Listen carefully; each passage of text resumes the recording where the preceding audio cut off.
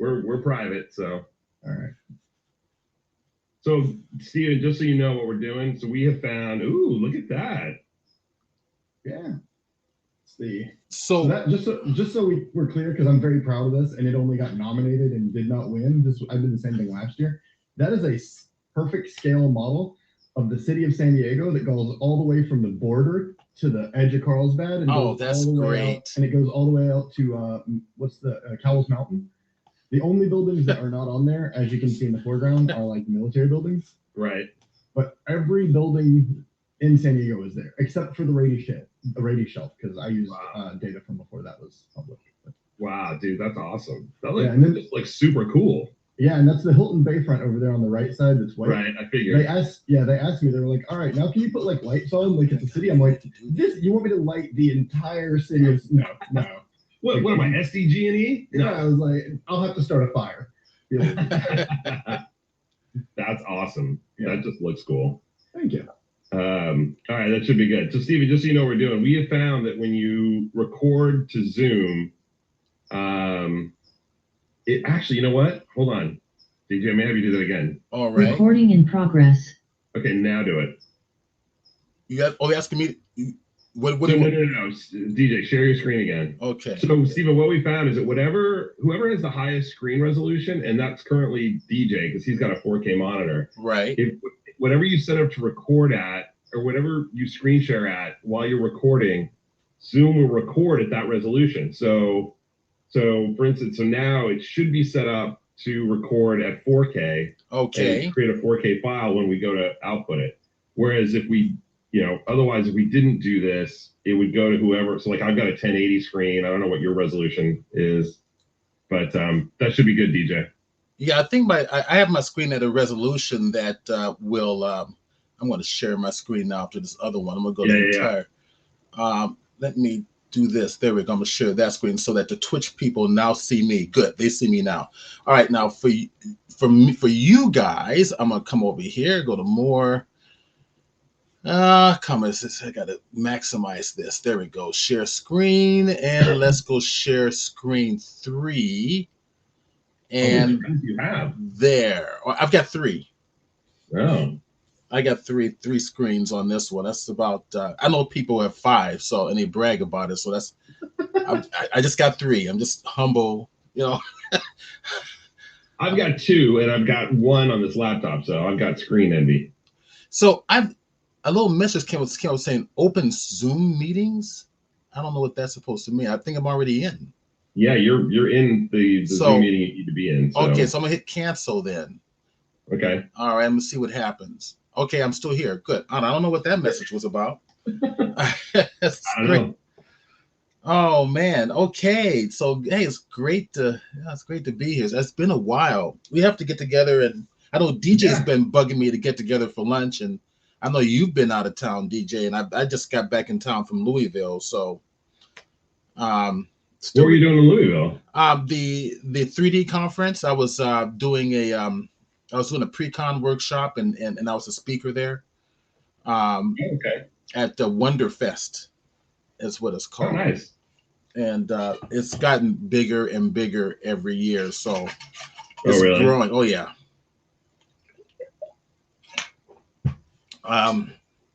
You should have been keeping track of my Facebook page. I've been posting everything from Wonderfest. I've been doing there. I can't. You know how hard it is to keep up. I got Twitter, I got Facebook, I got Instagram. I know it's true. You need to hire somebody. I know it's so freaking impossible to keep up with people. It's like I do my best, and then the algorithm always kind of like screws you up. It's like I could go check out your page today, and then for the next 3 days, it'll show me updates for you, and then it'll just sort of stop. And then it's like, I want to see yeah. It's like, dude, look at all the stuff he's been doing. Yeah, Facebook does not share everything with you at all. It's this algorithm going, and everybody assumes that if they post something, all their friends are seeing it. They're not. Yeah. And Twitter's my crack habit that I totally can't quit, and it now is like, I know what I haven't even gotten much into Twitter. See, that was my gateway drug that got me into social media. And so it's like that's the one. Like I would lose Facebook in a minute. I would quit Instagram, but Twitter is still my thing. But even Twitter has gotten really bad since it Elon has. bought it. Yeah, it's bad in that because I don't pay, I don't think that my posts get as much attention as they used.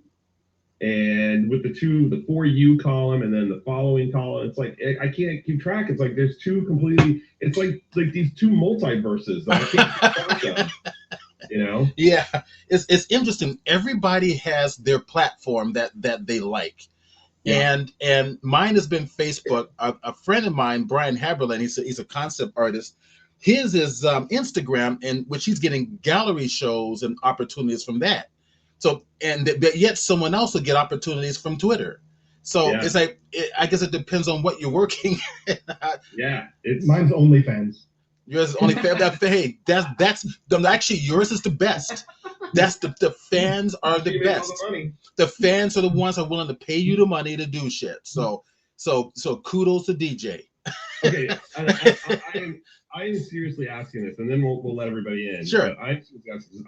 I have never been to OnlyFans. I have heard about the site. I'm kind of aware of like what happens there.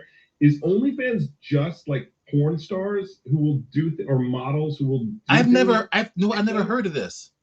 So it started that way for sure. It started that way, okay. But then it's 95% of it is that. But then some recording artists started. They like will kind of give you a peek in, and it's kind of where it's kind of become like a paid something between like a paid Twitter and what Tumblr could have been. Okay. Like a paid Tumblr where they can give a little bit more to it, but you can. It is 95%. So it's like an X-rated version of Cameo. A little bit, yeah. Like you get a closer connection to. I mean, if you're a celebrity using it, like, and you really wanted to, like, you could give a closer connection to your fans than you could otherwise because they're paying. You could potentially sell things like on a Cameo style. You can do that kind of thing. But it's 95% adult stuff. Well, at one point I was joking with my friends and I said, it would be funny if we all set up Cameo accounts because I mean, who the hell are we? And just put it out there, $10 or $5, some really low cost thing to like send message on and just see if anybody, you know what? And like, I bet you if we do an account where the three of us are on there all the time, just joshing around, see what happens. So there's a guy that kind of did the Spotify version of that. I don't know if you've ever seen him, but so what he does is he's got this much musical talent. Like he can record a song. It's not good. He doesn't think it's good. No one thinks it's good, but he does basically a song a day about every town in America. And then he'll release like a Indiana album and this California album. And his songs are basically like, they're just over Casio keyboard riff, but it's like, like Lakeside or Santee, California is such a good place. It was an all-American city in 1993. and he's like, go down to the AMC and watch a movie with my friend. Like he'll look up like 2 or 3 things in the town and just include it in there. But he has so many songs and people will find it just by looking up their hometown that he makes enough to live. Like he's not doing great, but like he can get by. And it's just by every day, he comes, and it's like every town you've ever heard of. I mean, my little small town I grew up in North Carolina, Lexington. It's got the best barbecue in the state. You can go down to the courthouse. it's wow. So basically, right, Steven, if you can stop sharing your screen. Okay, stop sharing my screen. All right, give me a hot second. Get everybody in. Well, we got a couple people right now. So there you go. And while you're getting everything, I'm gonna put this over here just so my Twitch people can see who we're talking to. So while you're getting set up, I'm gonna go grab some water real quick. I just ran out. That's fine. That's fine. All right, we're getting everybody in here. All 2 of you so far. We had 3 people in there. Hopefully, some more of you showing up here. So, welcome. Hey, Eric. Hey, DJ. How's it going, mate?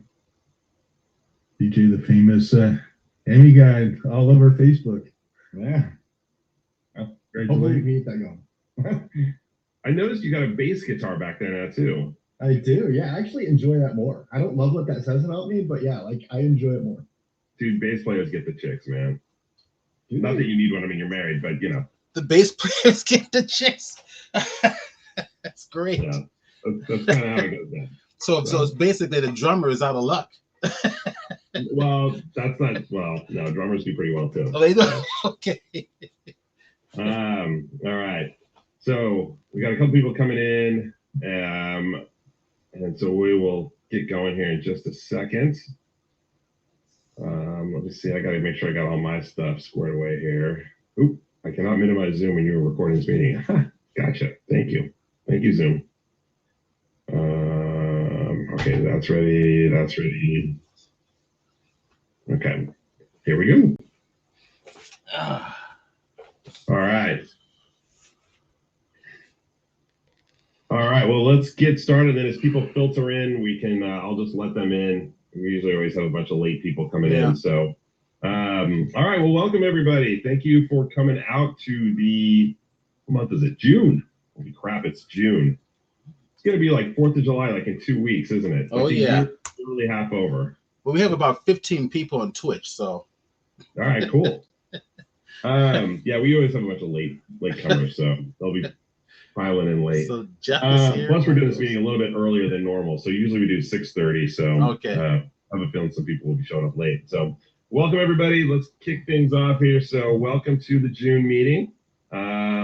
So what we're going to do tonight is I'm going to do a little quick demo in Premiere talking about text-based editing. Going to kind of show that real quick. And from there, we're going to turn it over to Mr. Stephen Burns, who will be showing you some amazing Photoshop generative fill stuff, as well as whatever else he has up his sleeve. Stephen always has stuff up his sleeve, and I'm always happy to see what. Well, yeah, he's got short sleeves tonight, but yeah. Excuse me. Jack in the Box dinner is not going down too well.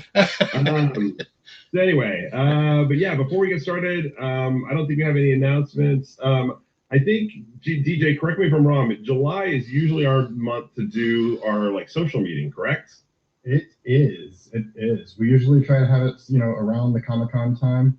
Now I am traveling a lot in July, so if we wanted to not, it wouldn't hurt my feelings. But maybe that's a good reason for it. But yeah, that's usually when we do it, just to kind of give people a break, so that they can go to Comic-Con, check out all the cool things. Oh, I'm going to be at Comic-Con. They accepted 2 of my panels. In fact, I will be on 3 panels at Comic-Con this year. I will be on no panels, so that's all. Tell us what your panels are. All right, so good question. What are my panels? I'm forgetting the title of my panels.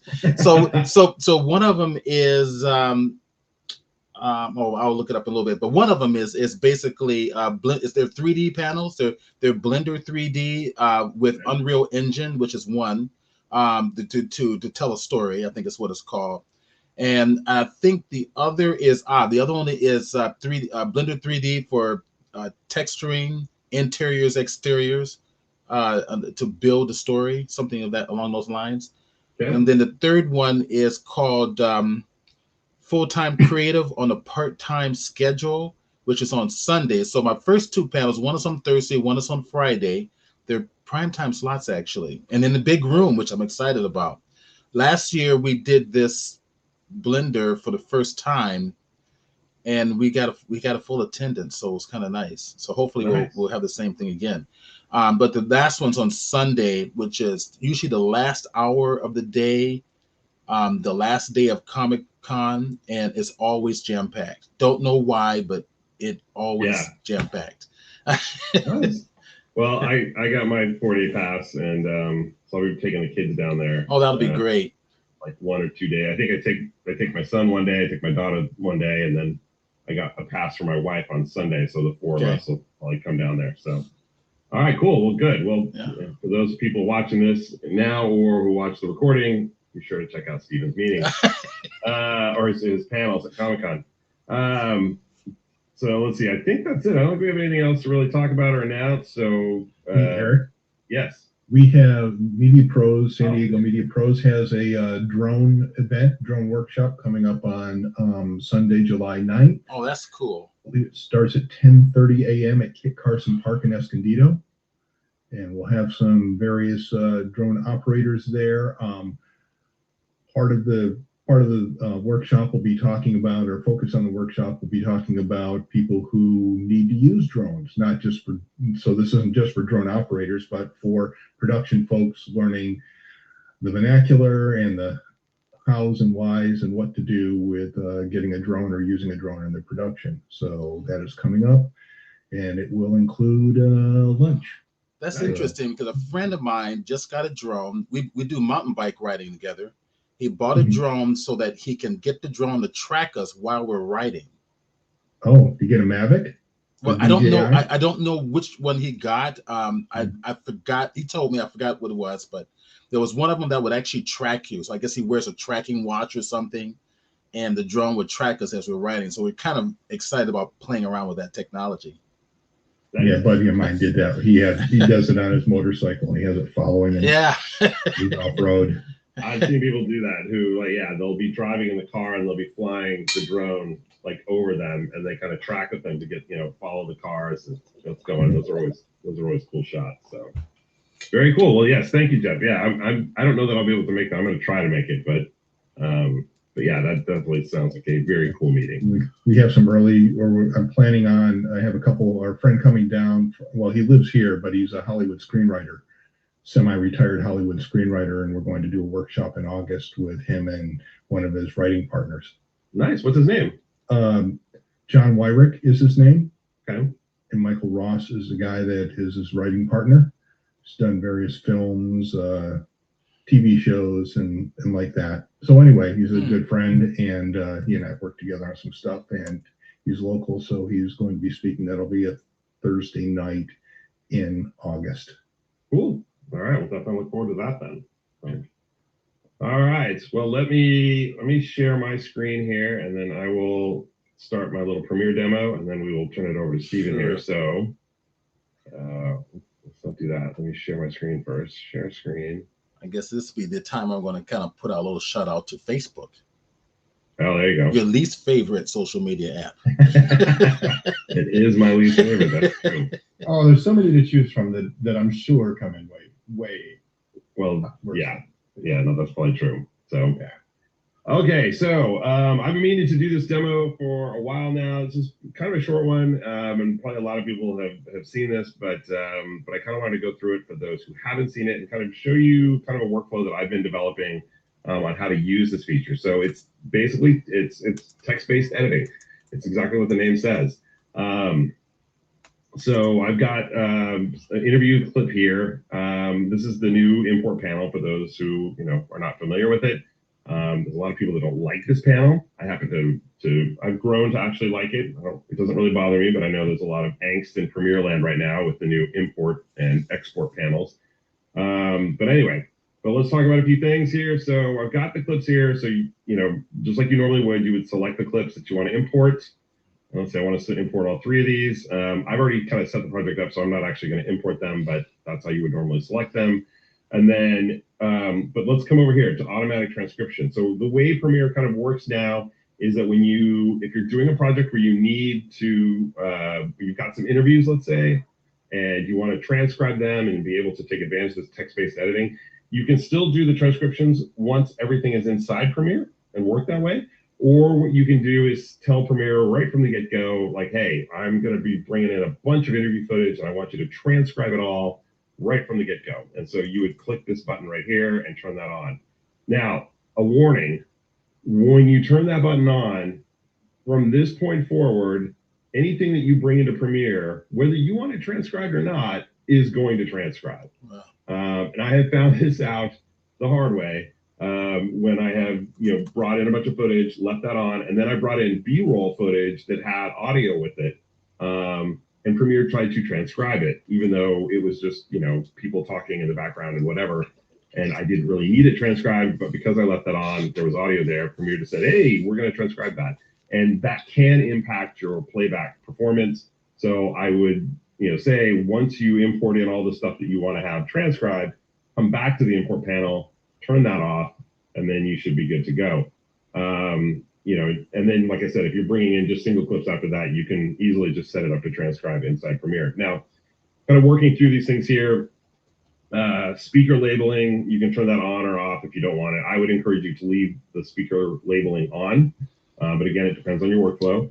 The other thing down here that's kind of important to recognize is this panel right here: auto transcribe clips only in sequence or imported clips. So basically, what Premiere is asking: do you want to import, or do you want to create transcripts for each individual clip? For instance, I've got clip 1, 5, and 8 here, so it would transcribe all of 1, transcribe all of 5 and 8. And that metadata would live with those individual clips.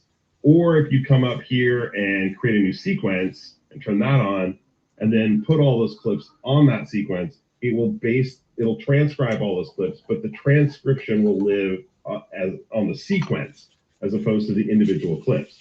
Now, there's nothing really wrong with working that way. I like it to be on the individual clips as opposed to like the sequence, even though those clips are going to end up on a sequence anyway. But this way, wherever I move those clips around, because I did it at the clip level, the transcription will sort of move around with it. So I like having it that way. Whereas, if you leave it at the sequence level, it'll just be that sequence that sort of has the transcription. So, again, it's all dependent on your workflow. But it's nice to have the option. They give you that ability to choose. So I'm going to turn this off since I've already set everything up here. Let's just go into my edit tab here so you can see. So I've got the clip in, and here's my clip. Now, let's talk about workspaces. So Premiere has a new workspace called text-based editing. And so I'm going to switch over to that for my own custom workspace. And when I do that, you will see in just a second here, there is my transcription. So I went through and already did all this ahead of time, but normally once you select the clips, choose the auto transcription, click the button, it'll bring everything in. And then up here, there's a new progress panel. And that will sort of let you know, it'll show you over in the area over here, kind of that everything's transcribing all the different clips. And you'll have a little project update right up here that'll kind of let you know how far things are along. But yeah, but like I said, I've already done all the work. And so if we play this back, you can see. So when we analyze documentation, and I don't know if you guys can hear that or not, probably because I didn't share my thing. Let's see if I can advance sharing options. Show one at a time. Okay, well, forget where you turn on the audio, but it's not really that important. So, but anyway, but you can see it's all transcribed here.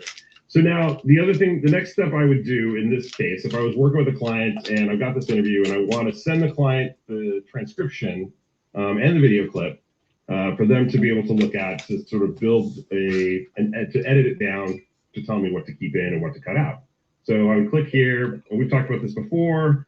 You can export to a text file, and that'll create literally a text file, not a Word doc or anything like that, a TXT file. So I usually convert them into Word docs because clients have easier go of that, especially my corporate clients. They live in Word anyway, so it's easier if I just convert it that way. So so I've already done that, and I'm going to come over here, and you can see this is what it outputs, and it's got time code, breaks it down every 30 seconds. And so then what I tell the client to do at this point is I let them kind of work the way they're comfortable with. But the thing that I ask them to do is to turn on tracking and then just go through and literally cut out the parts they don't want. Highlight it and then hit delete, and it'll put those little red lines in there. And so that tells me, just from a visual standpoint, you don't want that bit.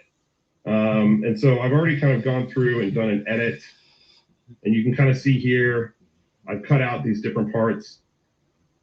And so these are the parts that, let's say, the client doesn't want me to have. The advantage to doing it this way and keeping the structure and seeing everything is it's real easy now to go back in and just say, okay, because it's broken down into like a paragraph format, every 30 seconds, I know that looking at this, for example, they want the first two paragraphs, but that third paragraph they want cut out completely. So I'm going to come back into Premiere here, and I'm going to go into my, I'm going to create a new sequence, and we'll call this rough edit. Oops.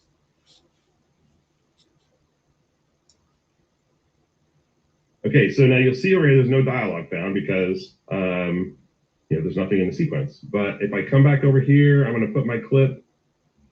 I'm I'm going to load it up into the source monitor. Now you'll see down in this little selection right here, follow active monitor. So when I've got the source monitor selected, it shows me the transcript for that individual clip. Another reason why I like to keep the transcription on the individual clips. Normally what I would do in this instance is I would create a pancake timeline, and I would have the clip, the interview on the top timeline, and I would have a blank timeline on the bottom. You know, this is the case my rough edit. But in this particular instance, I want to be able to, you know, and then I would make cuts following the script and then just drag, you know, those sound bites down. But what I can do here now is I can, wait, that's my program monitor. I need to look at my source monitor. Let's load this up. It keeps, keep doing that. I want to get rid of this. I want to just load up my thing in the source monitor. Oh, there it is. Okay, now I've got the clip. I was stuck in the sequence. That's what the problem was. Okay, so you can see here, when I click on the source monitor, I see transcript, but when I click down here, I see nothing. And it's because I'm following the active monitors. Whatever is selected is what it's going to show me. So now we go back and look at my script. You see we want those first two paragraphs, and we don't want the third. So I don't have to play the video clip at all here. I'm just going to go to the top of my transcript. Just drag the playhead back here. And so let's see. So we start with so when we analyze. So I'm just going to highlight these two. And then I'm just going to, I can come up here, and if you're a mouse driven guy, you can click on insert. Or if you're the keyboard, I can just hit the comma key. When I hit that comma key, boom, it's right there. It's now on my timeline. So I'm going to come back down here. I don't want any of that second paragraph, but I only want this first sentence or so right up until where it says and in that other paragraph. So let's come down. We'll skip that whole paragraph. I'm just going to highlight this, go right up to where it says and we'll do the same thing. I'm just going to hit my comma key. Boom, we add that in. And then you can see now I'm going to go to where the next sentence starts with I know. So there it is right there. So I'm just going to take that. I think that's all we're going to take for that. Yep. So I'm going to hit my key again, comma key. And then I'm going to pick up with his neurologist. And right here, we want this whole thing right there. So I'm going to hit my comma key again. Oops. And there it adds it in. So you can see I'm basically building out my rough cut with all the sound bites just by doing, you know, everything inside the timeline or everything inside the text transcript, as opposed to going through the actual video clip itself and trying to find those sound bites. And I can search for stuff too. For instance, once I have all this done, if I need to find the point where he talks, like, I don't know, somewhere in this 24-minute clip, he mentions the word genome. And I need to find that one time where he said genome and he used it in this one particular way. So I can come up here, choose this. I'm going to search for genome. And you can see now it's highlighting every instance where genome is. And I can use this little down key to kind of go down and search for all the places where he says genome. So let's see, I think I'm in the rough edit here. I want to be here. And so anyway, so yeah, I can find all the places where he says genome. And that, again, is a huge, huge help for me. I'm not sure why it is not switching back over to this one. Oh, do I need to come to source monitor? That's why. That was my problem. So genome, let's search for genome again. Okay, so this is in the entire thing. So now you can see, I can kind of go through and find all the different places where he says genome in the script. And you can see the playhead over here as I click moves to go where it says it. So I can find that and find that soundbite that I was looking for real quick and real easy just by being able to search for the word. So that's how I build out rough cuts now. No more going through and trying to, you know, follow along or, you know, that kind of thing. Give the clients that transcript, have them make the edits in it, and then I can come back and I can start building the rough cuts just by using the transcript itself. Now, you might be saying, oh, these little dots, what are these things? These are pauses where the person is like pausing. You can see if you hover over it, you know, 0.1 seconds. I think this one's like 8 seconds, 0.8 seconds. You know, you can turn those off just by clicking right here, and it will get rid of those. You know, you can increase the font size if you need to. you get older, who can look at that? Let's come about halfway. There we go. These old eyes, that looks great. But anyway, it is a really handy way of working. And I'm finding myself building out these first rough cuts, or what we call radio cuts. One way I like to work is, what I tell a client is we just need to build the narrative spine of our story. We don't need B-roll, we don't need music, any of that stuff for first cut. All we need to do is find our story. And that's through all the sound bites. And so I will just do a string out of all the sound bites that they select, maybe clean it up a little bit here and there, and then send that to the client and say, okay, is this telling the story that you want to tell? And they'll sometimes say, oh, you know what, we need to trim this or trim that, or can we add this part back in now? We feel like we need that. And then once that's locked and you have that narrative spine built of just the sound bites telling the story, then we'll go in and we'll put in B-roll, we'll space things out, we'll let the sound bites breathe a little bit, we'll put in music and graphics and all that kind of stuff. And then it starts to look more polished. But when you're just trying to crack that code and try to figure out like, okay, what is the story that I'm trying to tell? That's that's where this really kind of comes in. So, all right, so that's text-based editing, kind of real fast. Are there any questions before we move on? You made my day, Eric. I was wondering because our educational people use Camtasia because they just do very simple edits, and that has text-based editing in there. And I was wondering when all this was going to come, to Premiere. Now, is this the current version or is this an upcoming version? This was introduced in 23.4. Okay. So you have to be. They actually just released 23.5. Well, they released it yesterday. I didn't get the download until today. But you have to be at least 23.4 to be able to do the text-based editing. That's what I meant. Yeah. And one other question, because I do use, I've used transcription, although I haven't used it on import. I've just used it, once I have something in the sequence. And I'll find sometimes it consistently makes mistakes or has trouble with certain words. Is the AI getting better so that if you make a correction, it'll learn that and then correct it if you rerun the transcription? Well, so I will say that, it depends. I've found that since they put the transcriptions feature inside of Premiere, it's gotten a lot better. Mm-hmm. I would say I do a lot of biotech stuff, and so there's a lot of tech terms that it doesn't always get right. And listen, I don't expect it to. I can't pronounce some of the words, so it's like, how am I going to expect this AI engine to do it? But it generally gets a lot right. I mean, we're at the point now where, if it's just general conversation, I expect it to be 95 to 98%, maybe 99% accurate. But changing things is super simple. I mean, you can just come up here and search for the word. So for instance, genome, I search for that. There is a replace option. And you can go through and choose to, if a word is spelled incorrectly throughout the whole thing, you can go in and select it, choose to what you want to replace it with, and then it'll go through and replace that in the transcript. So that is something that you can do, is make those kind of global corrections like that. I usually tell clients when I give them these transcripts, like, hey, I always kind of put it this way. You have two options to do transcripts.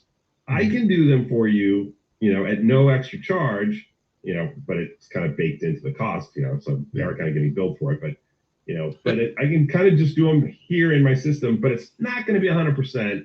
Or I can pay a service to do it, and it's going to, cost a lot of money, but it's going to be 100% accurate. And 99.9% of the time, people are like, yeah, just let the AI do it. We'll figure out where the mistakes are, So I feel bad for transcription companies because they're, especially like Rev.com. Remember Rev.com? Yeah, I think they're pretty much toast at this point. So no, I shouldn't say that. There's still people that will probably use it. So it's like a new job for the secretary. Yeah, go through. Well, I will say too that something to kind of keep in mind about that I always tell clients is you really need to. A lot of times they'll just look at the transcript, and I always post a video clip for them to watch as well. And I tell them to sort of go through both at the same time, because the transcript, it doesn't always. It conveys what they say, but it doesn't always have the right, like people might pause, or there's no ums or ahs in the transcript. Like the Premiere transcription won't include those. And so people are kind of umming or awing a lot, those won't be in there. And then when they go to cut it, it's like, I have to kind of cut, they'll say, oh, well, you need to cut out the ums and ahs. That wasn't in the transcript. It's like, well, yeah, but it was in the video clip. It's what they said. And I can't just pull those out without B-roll to go over it, because it'll be a jump cut, and so, and just sometimes the way people sort of, their cadence and other things, the transcript doesn't really convey that. So you really need to sort of sit with both to sort of fully kind of understand, like, okay, because I'll have people that want me to just word splice, like, oh, just take out where he says this one word. It's like, no, can't do that, or sometimes I've been able to with like morph cut, but most of the time, it doesn't really work that way. And so anyway, so yeah, I always tell people to do that, but yeah, it's really an amazing feature. And, I'm so happy to have it now. As somebody who cuts a lot of stuff, like this for corporate clients, cutting up sound bites and putting interviews together and doing sort of mini documentaries, it's just a game-changing kind of support feature. I mean, super, super cool. This is awesome. This really is. You may be saving my bacon and saving me a lot of late nights come fall. Well, that's what I try to do, Jeff. Just if I can give you one good thing to help you out and walk away from each meeting, then I feel like I've done. I'm going to sleep better tonight. So glad to hear. Any other questions before I turn it over to Stephen Burns?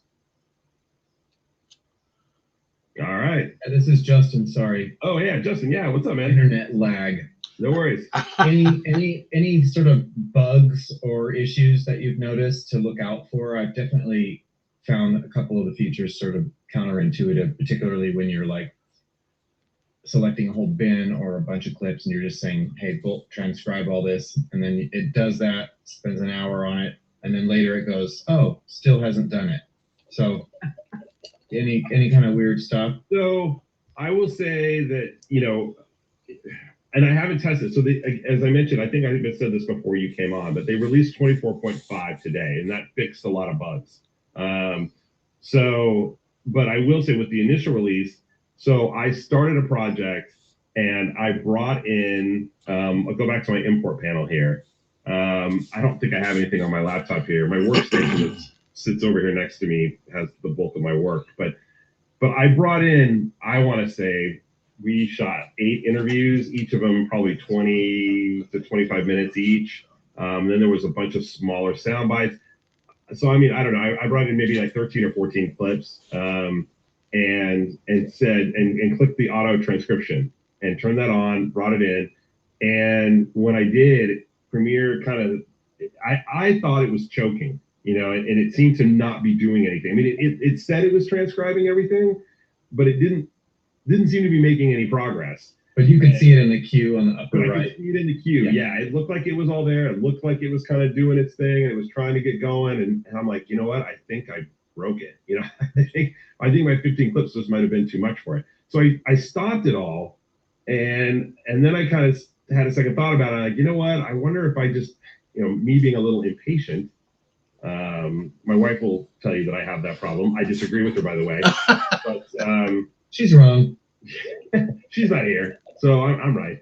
No, she does have a point. So I went back in, I opened up Premiere, did all that same stuff, and it was around lunchtime. So I figured, you know what, I'm just gonna let it sit here. I'm gonna go to lunch. So I went to lunch for about an hour. When I came back, it was all done. I don't know how long it took, but it did it all. It got it all done. So I know with the initial release, sometimes when like I said, these clips were 20 to 30 minutes each, and I had 14 or 15 of them.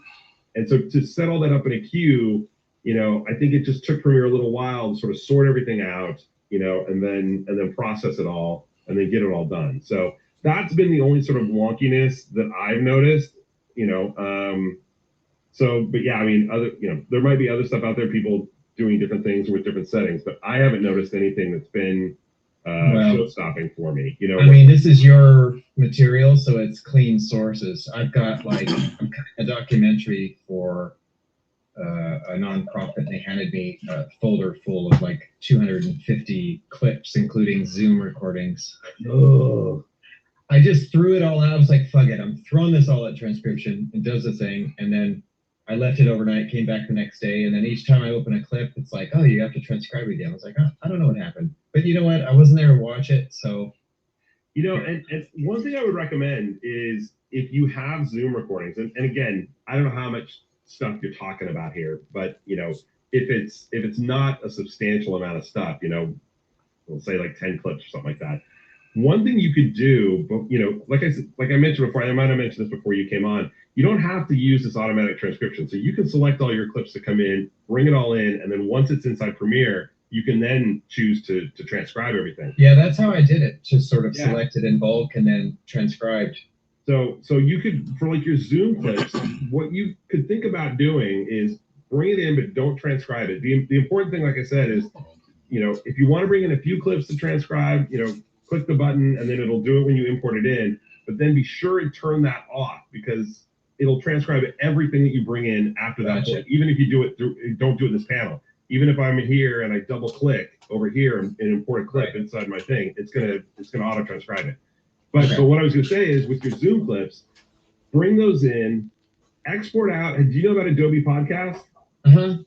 So bring the clip in, export out just an audio file, and then send that audio file, a good waveform, to Adobe Podcast.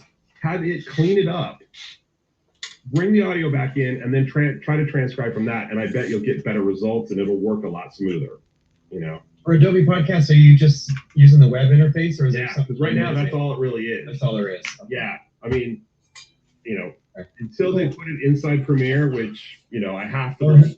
Audition, hello.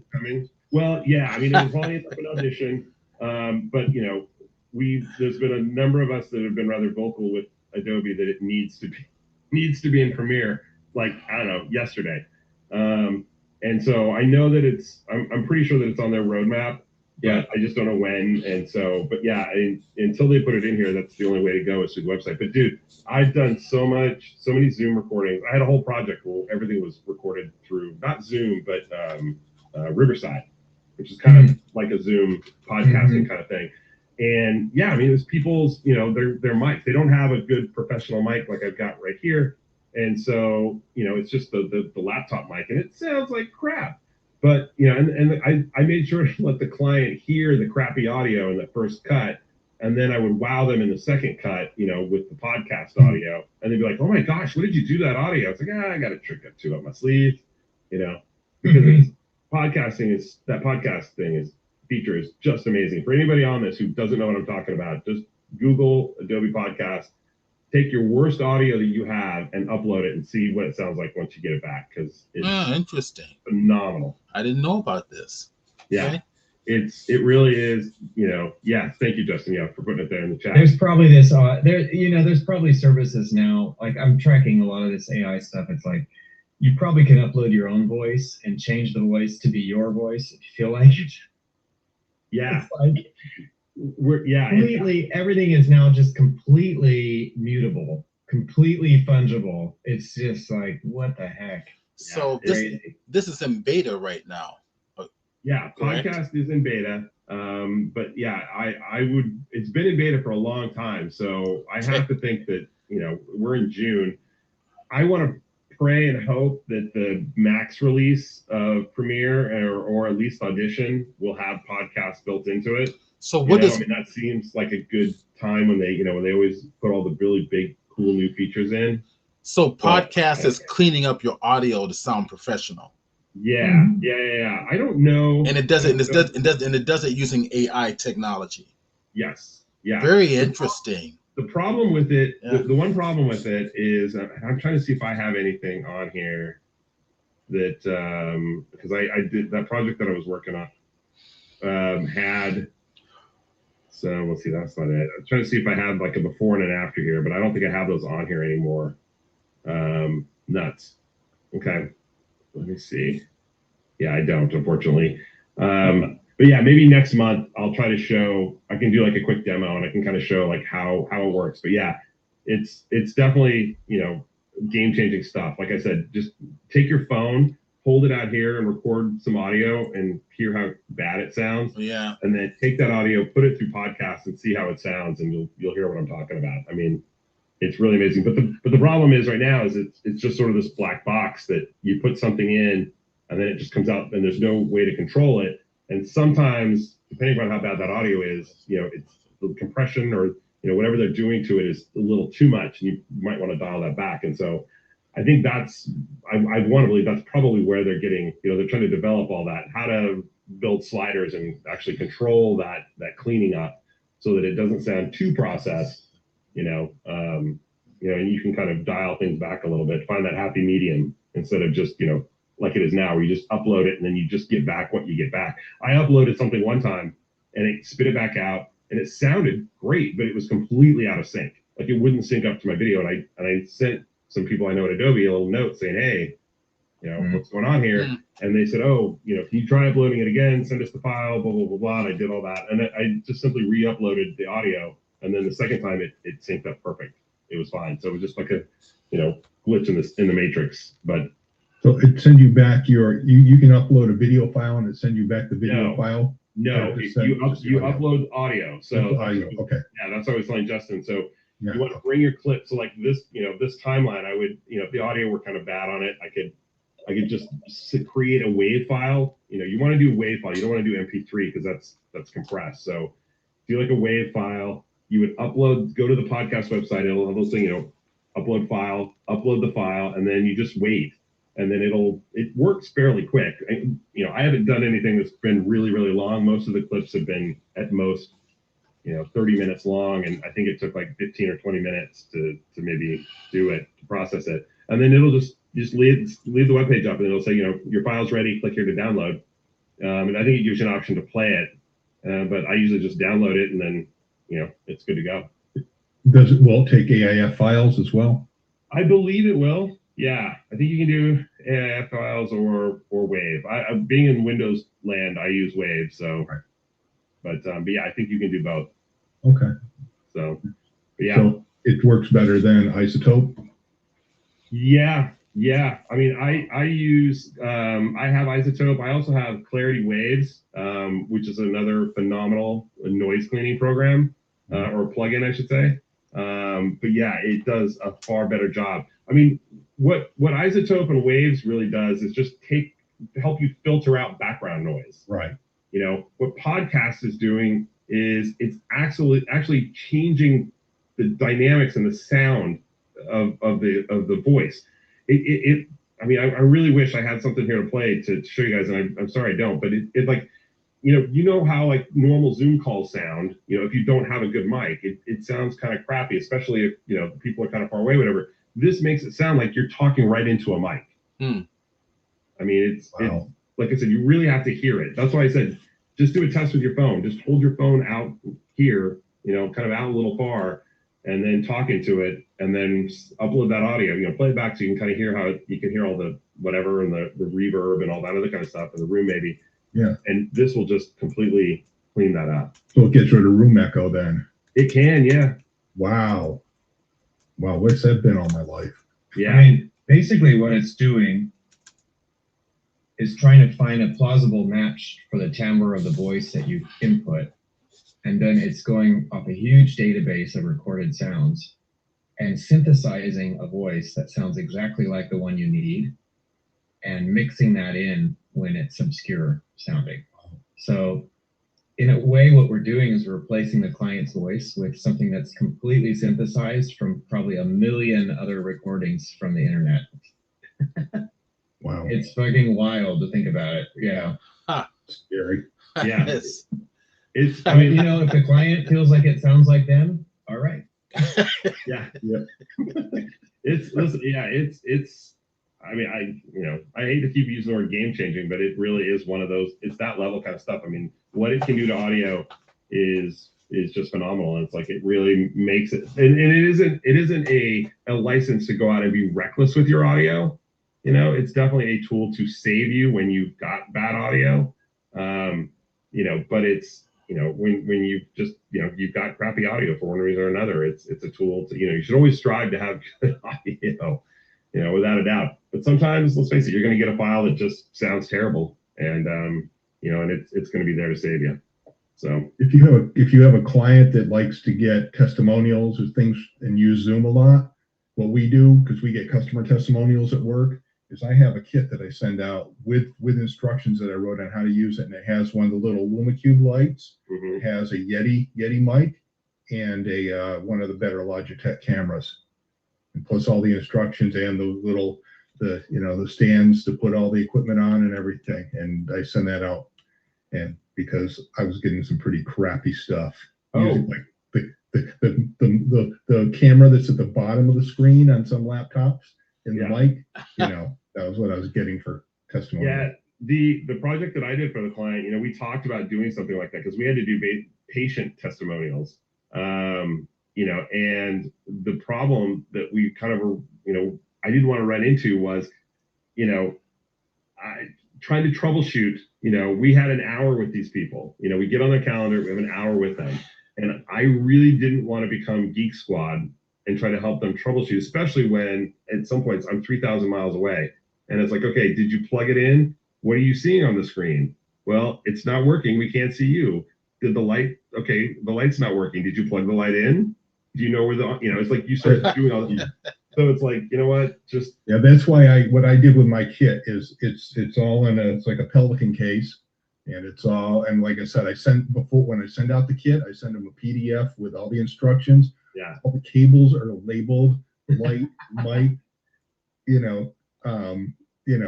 camera, everything is labeled. And with the customer testimonials, we usually do a dry run ahead of time, or a few days or a day or so before, to be sure that everything is up and running before we actually record. Yeah. But anyway, I have detailed, very simple instructions and everything.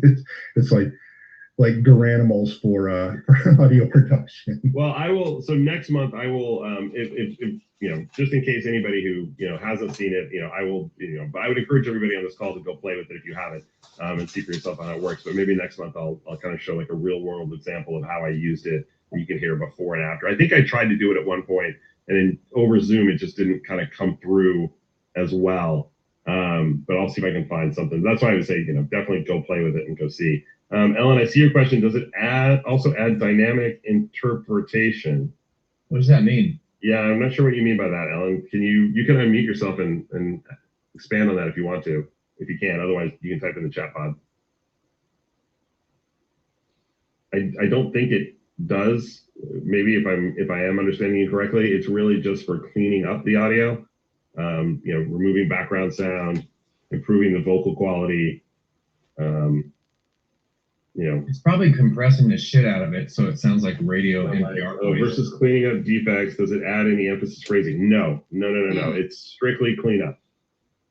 No, that would be something if you could add emphasis and phrasing. There is some plugin out there that kind of can change inflection a little bit. I don't remember the name of it, but I want to say it was from Clarity. I don't think it was Isotope, or it was Waves. I mean, I think they made something whereas if sometimes you want somebody to end a sentence kind of sounding a certain way, kind of coming up instead of maybe a certain way, coming down. And this plugin, you could go in and sort of adjust the pitch of their voice or things like that, and change how they end their sentence to make it, or change a word and like whatever. I don't remember who made that, and I didn't really. It was like a $200 plugin, and I'm like, I don't need it that bad. But yeah, it seemed really cool. So anyway, all right. Well, I think that is it for my stuff. Unless anybody has any questions, I'm going to turn it over to Steven, who is going to show us an amazing new feature in Photoshop Beta. For those who don't know, Steven Burns is the president of or are you president, co-manager? Or manager? What do you call yourself? President sounds good. I thought you'd probably like that. He is the president, who likes to be referred to as Mr. President, of the San Diego Photoshop User Group. They've been around forever and a day, and that group is huge. Steven, without a doubt, probably the most knowledgeable person about Photoshop and all that stuff that I know of in the world. So I'm sure if there's someone out there smarter, only Steven knows who it is. But yeah, his group is amazing. When do you guys meet? Well, once a month, usually the first or second Saturday, depending on my schedule, from 10 a.m. until 1 p.m. And where are you guys meeting now? On Zoom. Actually, Okay. basically on Twitch. Okay. So, in fact, here I'm gonna copy the Twitch address. In fact, we're on Twitch right now. Everybody on Twitch is actually viewing. We got about almost 20 people on there. Nice. There we go. So that's the so if you go there now, you'll see us live there. So we meet on Twitch. I use StreamYard. It seems to be a lot easier, and and oftentimes there's usually one or two guests on there for each meeting. So the next meeting coming up is going to be in July, because we're meeting at the Del Mar Fairgrounds on the 1st of July. Okay. So every year during the San Diego County Fair, the Photoshop Users Group will have its meeting in person in the International Photography Exhibition, in the gallery. So we'll be there on July 1st this year. So What do you think? somebody asked a question. I thought I heard a voice. No. I'm sorry, I was unmuted and playing somebody's Twitch channel. Okay. That's my fault. Okay. All right. Well, very good. Very good. So so look for Steven's group then. And so Steven, go ahead and take it away, man. Okay. So there's a lot of talk about AI. Thank you for having me again. So it's always great to come back and present for you guys. And the Premiere Pro, and I hear the little talk, from Eric, from people going, oh yeah, he's wondering why we're not with the Premiere Pro user group instead of the Photoshop user group. I don't have any competition. 3 different markets. Hey, it's 2 different programs. 2 different programs. They deal with motion graphics. We deal with still graphics. So there's plenty to go around. Okay. All right. So this, once again, as Eric has mentioned, is in Photoshop beta only. You can download that. In fact, I should have had the link up here ready to go to show you guys. In fact, I think I'll go look for it here, and then we'll put it into the chat box. So let's see. That's what we'll do it this way. We're going to go Photoshop beta. It should give me a link. Generative fill. There we go. Photoshop. There it is. Here it is. So I'm going to copy and paste this link, put it in both the chat for Zoom as well as the chat for Twitch. All right, so if you guys want to play around with this, based on what I'm going to share today, you have to download this public beta. So that's what I'm using right now. Okay, I'm going to minimize this real quick. So check it out. It's a lot here to see and learn. I'm going to explain a little bit about what it's doing. And this is the stuff that's nightmares. That's a nightmare for photographers and artists, because there's some current controversy right now about copyright.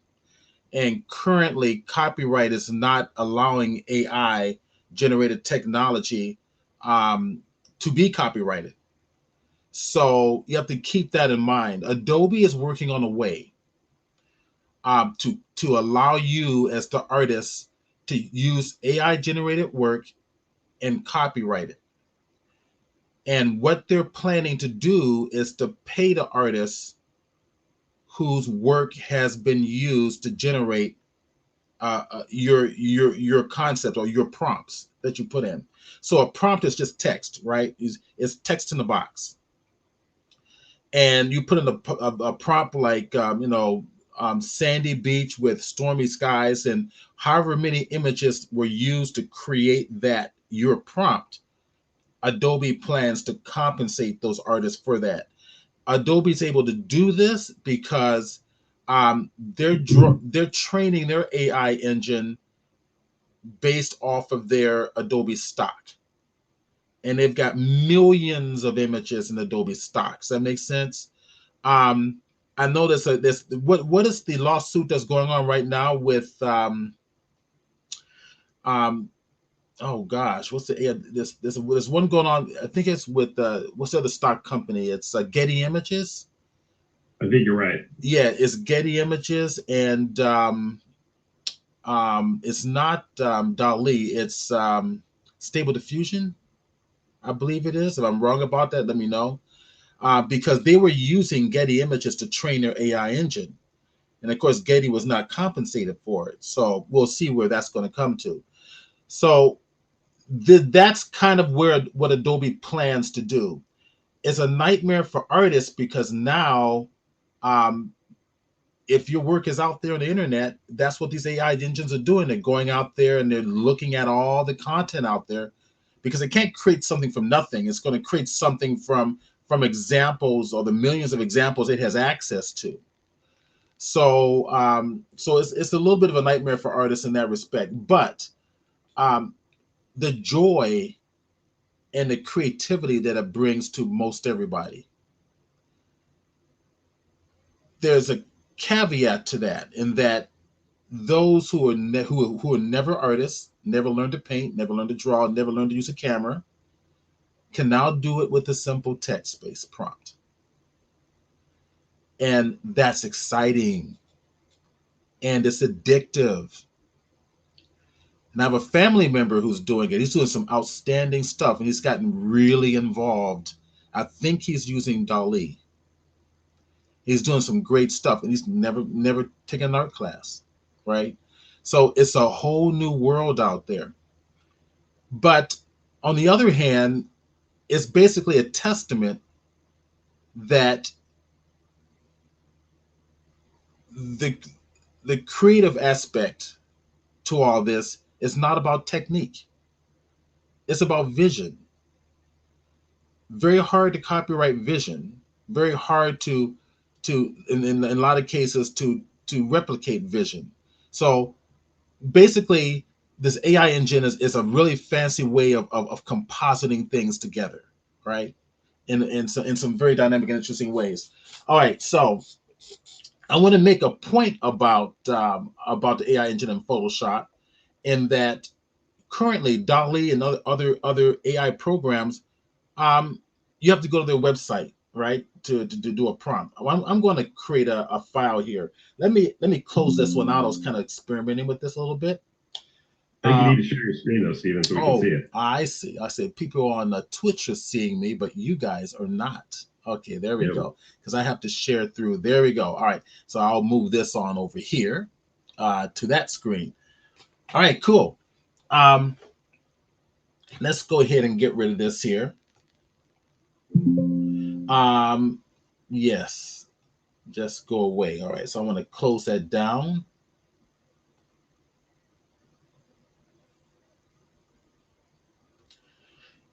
I wanted to say no actually to that one. Thank you. All right. And I don't really want to talk about, okay, I tell you what, this is what we're going to do. We're going to create something from nothing, right? Just to kind of show you how it works.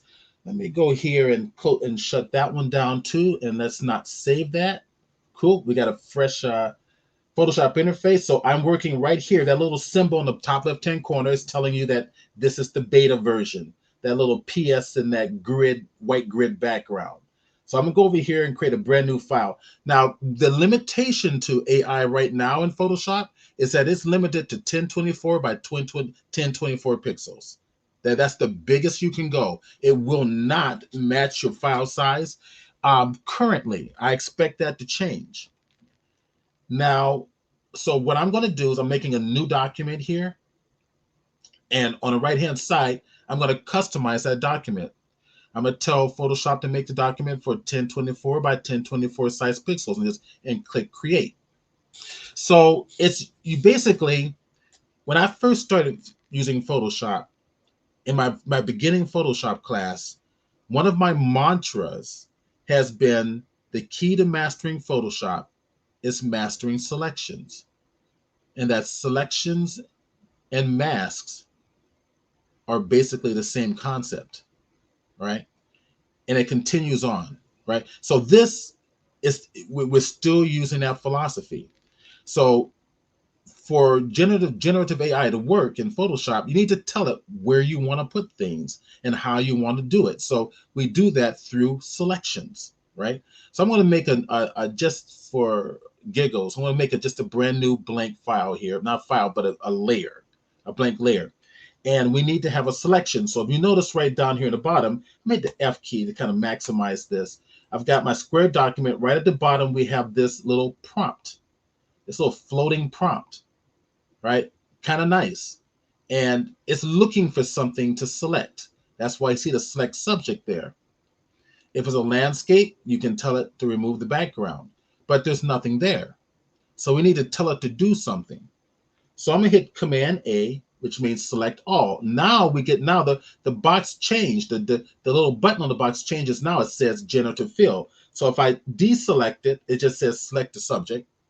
If I select everything, it says, okay, I can do something now. I want to fill it with something. So we're going to do something kind of fun. Let me go get it. Oh, rats, I hate it when I do that. Okay, there we go. So I've gone to the internet to ChatGPT. Okay. And in ChatGPT, I decided to put in a prompt. Well, I put in keywords asking ChatGPT to create the prompts for me. So prompts are basically nouns and adjectives, basically nouns or nouns with adjectives, right? So you can't tell it to take a red barn, and you can't tell the AI engine to say in Photoshop to say, take that red barn and turn it yellow. It won't understand you. It needs nouns, okay? So here I put in a prompt in ChatGPT to tell ChatGPT to make prompts for me. And the prompts I want, I put in here prompt for stormy seas and lightning skies. And ChatGPT did all the prompting that I need to put in any AI engine. All right, whether it's DALL-E or Stable Diffusion, doesn't matter. So I'm going to copy this, Control C. I'm going to just put this back on my second window over here. And then I'm going to come back to Photoshop, make sure I select it, put inside that chat box those exact prompts. So, and there it is. It's in there. Now I'm going to click generate or hit enter on the keyboard, your choice. We sit back and relax. Now it's going to the cloud. It's going to Adobe servers, looking at all the Adobe stock, and it's going to try to create, and there it is. Okay. Now what's nice about this is it gives me three options right down here. So this is one. This is another. And here is yet another. So if I wanted to get ideas for creating a concept, I don't necessarily have to have an image in front of me. I can generate it this way. Okay, let's go to another layer. Let's go ahead and make one more layer right above this one, because if you take note of the layer that we were just using on the bottom right-hand corner, that is your visual symbol telling you that that is an AI generated image. If I wanted to be a normal layer, I can right click on the blank side, on the right side of the layer, and I can I'm going to hit rasterize to make that a normal layer if I choose to do so, right? Or I can convert that to a smart object. So we still have those features available to us in Photoshop. All right. I'm going to attach my properties prompt right down here at the bottom, so the two are kind of stuck together. Let's go play. Let's go generate another one. So I've got another blank layer up here. Let's see what else we can do. Now notice that when I selected the blank layer, inside the property box, those prompts went away, because those prompts are only associated to this AI generated layer, and there they are. They're back again. If I generate the prompts again, I'll lose those three prompts. That's why I'm selecting another layer. So if I wanted to keep these two, and I'm just right now, I'm just playing. I'm just going to have fun with this. So I'm going to say, okay, select it again, Command A, let's go to generative fill, and let's put in that same one again, same text again, and generate. Sit back and relax and see what it does. And what I'm going to do is from here, I'm going to start progressing, and we get something different. All right. Now we got three more. One there, and one there. Now I'm thinking I like this one,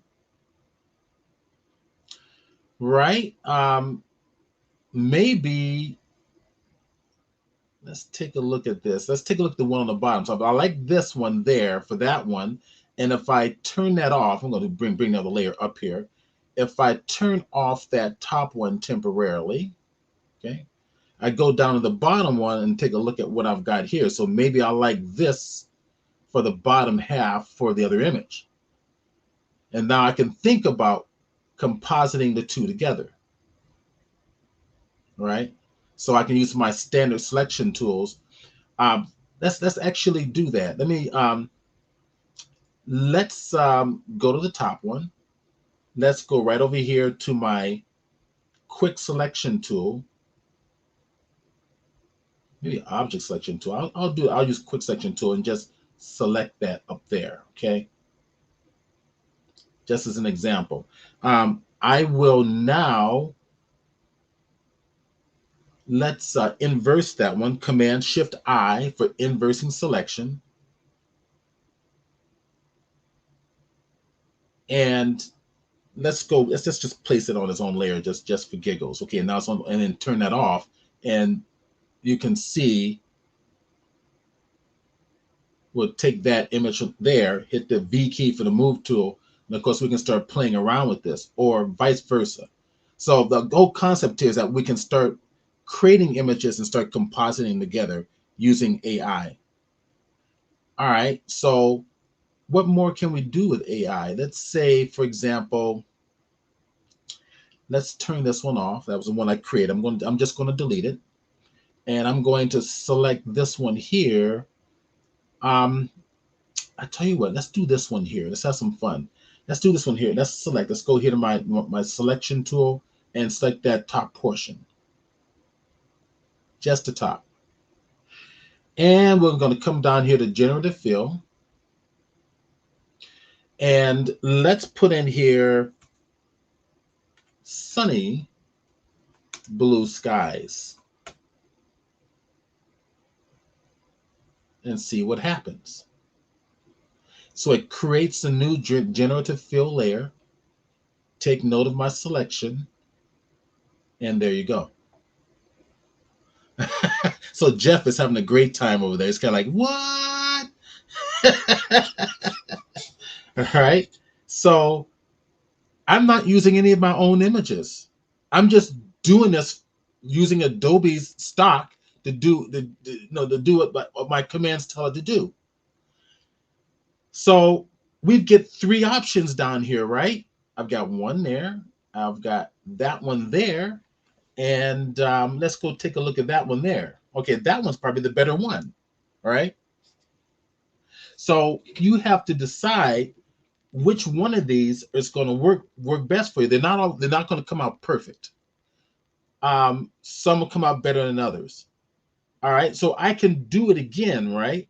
If I can. Let's stay on this one, and let's just generate again. Now look down here in your property spots, and I've got my 3 generated images. Now let's just leave it there and generate again. So click it, and we're going to sit back and relax.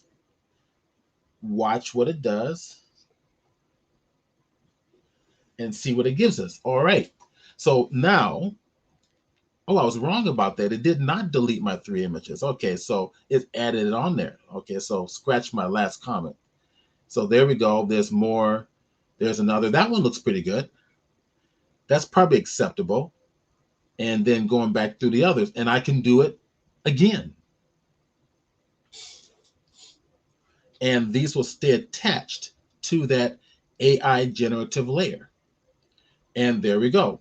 So what if we say,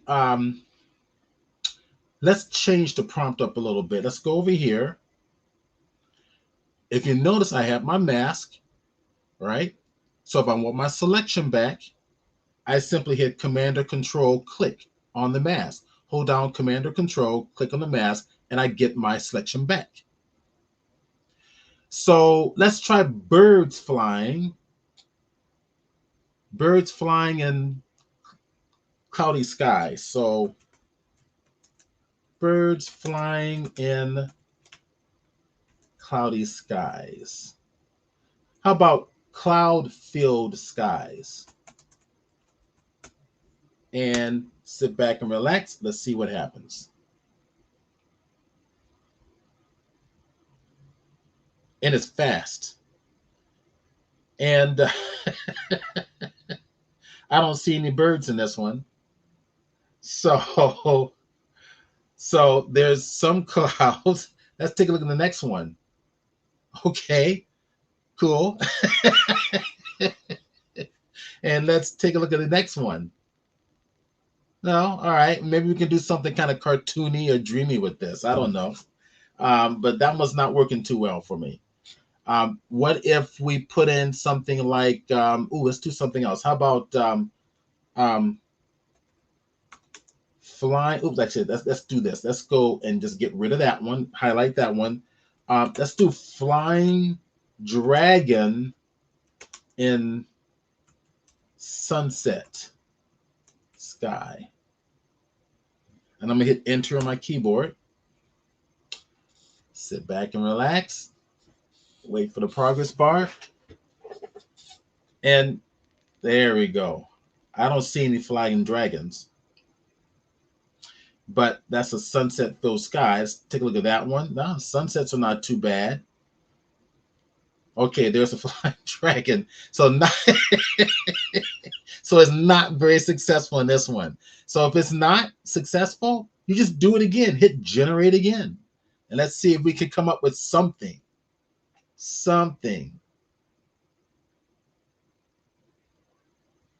To currently sort of like up the photorealism of things. I mean, the sunset, like that sunset looks pretty realistic to me. Yeah. You know, but like that, you know, like those dragons look rather cartoonish. I mean, a really sort of real looking dragon, is that just sort of beyond where it's at right now? Or is there a way I don't know how to accurately answer your question. Now remember, they're pulling from Adobe stock, right? Right. Well, right. Does Adobe stock going to have a lot of real dragons in it? You think? There's so many real dragons in the world, I can't imagine why. Exactly. Quick question. Yes. So I know that like you, and this might be, I might be getting ahead of you, and if so, I do apologize, but this does speak to what Eric does. I know in other AI, kind of generative things, you can kind of give it like styles to do. So like Van Gogh piece, and it kind of all right, very good. Let's do it. Let's flying dragon in the sunset sky in what do you want to do? Van Gogh, or give me an artist name, DJ. Oh, we could do Van Gogh, or we could do Vermeer. We could do. Okay, Vermeer. Make sure I spell it right. Vermeer. 2 E's, double E. Mark Rothko. Do it in Mark Rothko style. Oh, that's true. Mark Rothko. Okay, that'll be interesting. I like Mark Rothko. Okay, I gotta spell it right. I do too. He's one of the few artists whose names I totally remember because I had to write a paper about him in college. If that doesn't work, we can do Jeffrey Koons. It can be a nice little balloon dragon. Yeah, I tell you, we'll do both. Okay, we'll do that one first. All right, we'll generate. Do Pollock next. Jackson Pollock. Oh, okay. At least we get a dragon on the first try. We didn't even get it on the first 2 tries. There's another. Okay, that's better. Pretty cool. This better. Okay, is getting better. But we get more of a cartoony sunset, which is actually kind of cool. Yeah. It really is kind of cool. Now, if you think about it, if we're getting a cartoony dragon in sunset, why not let's duplicate this layer. I'm gonna duplicate this. I'm just kind of just using my imagination here. And let's flip this mask. So Command or Control I, it flips it. So we're seeing that we're only going to see the bottom. And if we target the image, I may need to rasterize this, but we'll see. Image adjustment, and it's a posterize. I believe it's under image adjustments. There it is, posterize there. Okay, which is going to reduce my colors down to, yeah, to kind of get something close to my my dragons there, if you wanted to do that, right? Just okay, so let's do it again. Let's use, now I tell you what, let's use go back to the original. I'm going to delete this one, that layer. Let's go back to the original one. Let's put in Flying Dragon in the style of Jeff Koons. But first, hold on a minute. I forgot to do something. Let's select the area that we're going to affect, which is going to be the top. Okay. All right. So generative fill, Flying Dragons in the sunset. Flying Dragons in the sunset. Jeff Koons style.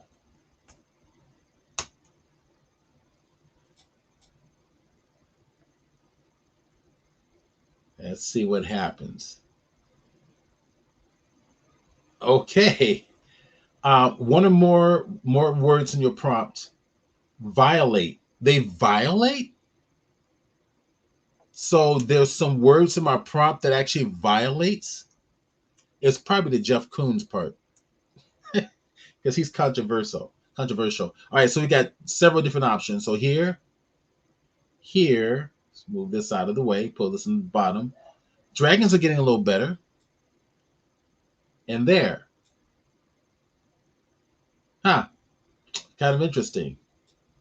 Very cool. Isn't that very cool? So now let's try something different. Let's go. For those who know Jeff Koons, is this in his style? Is it Not really. He's the balloon dog guy. So the one that actually came up before, the very first one, it almost had like the shading that kind of made it feel like there was a balloon aspect to it. But he's the guy that did the big balloon dog that. Right, the guy at the LA County Museum of Art there. Yep. That's his style. So I was thinking that it'd be kind of fun to have some dragons that way. But yeah, I mean, the first one, it didn't look like it, but I could almost see, like, I could see a connection because it felt like it was maybe there was a shading on it that did make it feel balloony. I don't know why he'd be controversial or why he caused a problem. Well, we can talk about that later. Because I have a book on Jeff Koons that's quite controversial.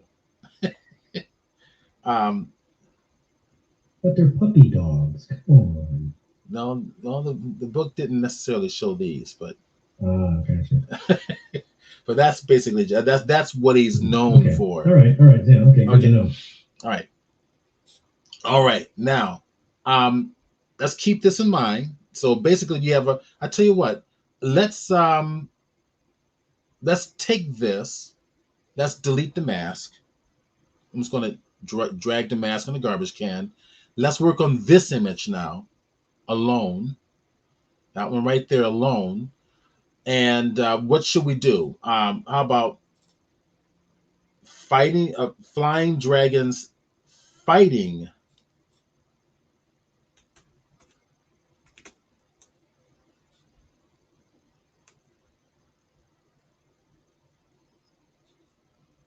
In the fiery, mist.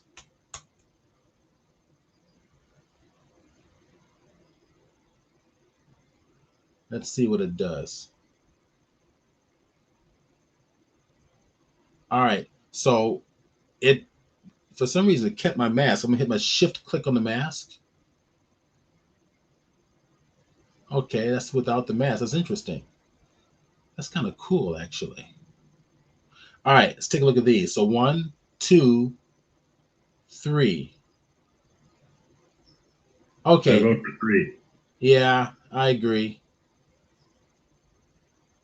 All right, I'm tired of dragons. Let's do let's, let's, let's do something else. All right, so let's go into bridge. Okay. Now, what we're gonna do now, I'm gonna bring up something. Let me see if I can find it. There she is, sitting by himself. So we're gonna take this one, and we're going to let me grab my other pen here. Come on, double click it. Get up there. Open up. There we go. We got our ship. I'll go ahead and duplicate that real quick. And we're going to do something a little different here. So we're going to my original photograph is this one here. Okay. So that's the original photo. So we want to do something different with that background. So what I did is place the ship on its own layer to assist me. So I'm going to go ahead and turn that off. So we got it on its own layer. Now I'm going to command click on it just to select everything, the ship itself. Command or control shift I to inverse the selection everywhere around it. Now what we're going to do is we're going to tell AI, I want that ship on stormy waters, right? So hit generative AI and put in stormy waters. We'll just start with that for now. Hit enter key on the keyboard, sit back and relax and watch what happens.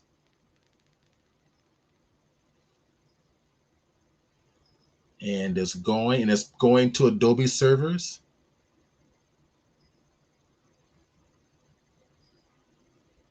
There you go. Check this out. All right, that's not bad. Not bad for a first try. Let's get this closer. Command 0. There we go. Fill the screen so you guys can see this easier. Now you can see a little bit of lighting problems in here, but let's go to the second one. There's another, and yet do the third one. That one's kind of cool. That was just stormy skies. All right. Let's generate it again. Let's see what it does on a second try. Okay. Now, hey Steven, what's going on with the bottom? I can see there's like some transparency kind of coming through. Is there something in the original image that's well, Photoshop just crashed. It's nice. There it is. Okay, so it's trying. There's something in that original image, Eric. You can see it there. Yeah. I don't know where it is. All right, let's go get Photoshop again. Let me see. Let me bring it back up. It's saying it's there, but I don't. Yeah, it's there. It came back. All right, it rebooted itself. It is bringing back all my layers. All right, so we'll close out this one for good, just to conserve our memory. Okay, there we go. Now we'll have to do it again. So we'll do it one more time. Command click on it. Command Shift I. So I've got extra areas here that seems like they're not selected. So what I'm going to do is I'm going to my lasso tool and just hold the Alt Option key and deselect those extra pixels. Now down here in the bottom, as Eric saw, there's actually some very light pixels or color here. So I'm going to inverse the selection, Command Shift I, and then I'm going to hit Delete key on the keyboard several times until it's all gone. Okay, it's all gone. So that should eliminate that transparency issue that we saw on the bottom. So that was basically my fault for sloppy selection. All right, so everything around it is selected, right? I'm going to hold down the Shift key to make sure I've got everything around there selected. Okay, and we're gonna go to AI, and let me duplicate that real quick. Let's go to AI right down here, and we will put in there. We'll start with stormy skies again and see if we get something better and different. Stormy skies. So we have a selection. The key to mastering Photoshop is mastering your selections, but that's getting easier and better. All right. That's very interesting that it did that.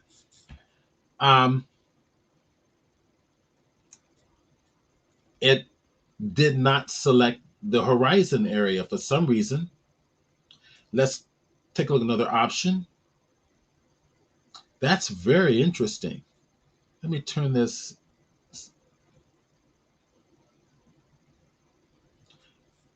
All right, that's very, very interesting. Let's go take a look at another. And to be honest with you, I'm not sure why it does that. If we look at the mask, okay, so there's something down here in the mask. So I have to come over here and clean it up.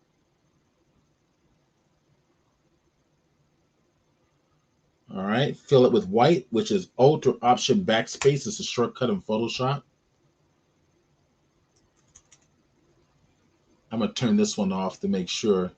Okay, now there we go. That was the problem. So there's my water. So if we turn off the mask, that's what it did for us. That's the full image. If we turn on the mask, we can just go to the mask and edit it. So this is good that it did this, because now you can see how to edit this. So if I go to my brush command on the keyboard and hit the make sure my foreground color is black, I'm editing the mask. I actually want to go the other way. I want it white, right? I'm editing the mask, okay? You can see all these little edges here. That's a little bit of a problem because of the selection. Well, if we go to the mask, just as an FYI, I can come in here. Let's actually take a look at the mask real quick. It's because of these harsh edges. We can blur that, right? So go to Filter menu, Blur Gaussian Blur. We can give it a slight little blur. I just want a slight little blur. You'll see why in just a moment. So if I go back to the image, I can use my levels command on the mask to edit this. See how I'm editing that? So those edges will be gone. All right, so let's take a look at another option. This is selected. Let's go take a look at the other. Okay, there they go. Now the others are shining through quite nice. Okay, so that's one. That's the second one. And that's the first one. Let's do one more. I've got that mask there if I need it. So I'm going to go ahead. I'm going to utilize this image here. I'm going to drag that on up. Command click to get my selections. That's inverse selection. In fact, I'll do better than that. Let's get the selection that we know we edited, that we know is going to work really well. So to do that, I'm just going to hit Command click right on the mask, and there's my selection. And let's see if Photoshop will honor that. So there's my ship. Let's go back up to the ship, and let's go our AI prompt. And this time we're going to give it stormy skies with lightning.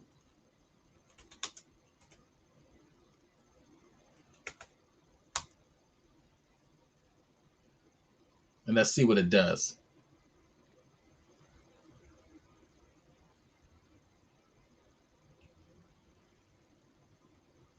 What time do I have to go to, Eric? I'd say, another 15 minutes or so. Okay, sounds good. All right, so there we go. And that one, there's another version. I'm liking this one way better than the first one. And that one there. You notice how clean it looks now because we edited the mask ahead of time. You still have to have your Photoshop skill sets intact to be the most successful with utilizing AI.